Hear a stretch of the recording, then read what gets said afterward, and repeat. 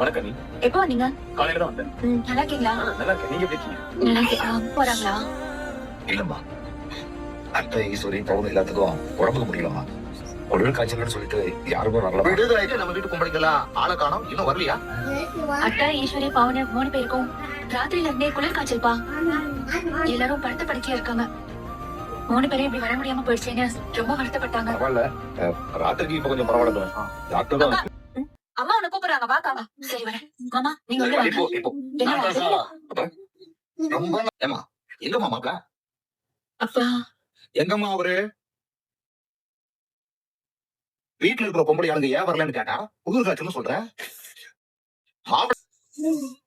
என்ன எப்படிமா உன் மாமியார் நாத்தனார் எல்லாருக்கும் ஒரே நேரத்துல குளிர் காய்ச்சல் வருதாக்கும்?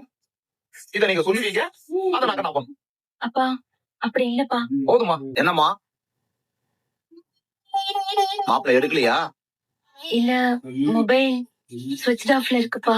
ஆனா மாப்பிள்ளை என்னம்மா? அவரு வராதாமா எனக்கு கவலையாகும், அவமானமாவும் இருக்கு. என்னடி உன் வீட்ல இருந்து யாருமே வரல? அது வந்துமா, கல்யாணத்துக்கு வந்திருக்கிற எல்லாருமே அரசியல் புரசெல்லாம் அதை தாண்டி பேசிட்டு இருக்காங்க.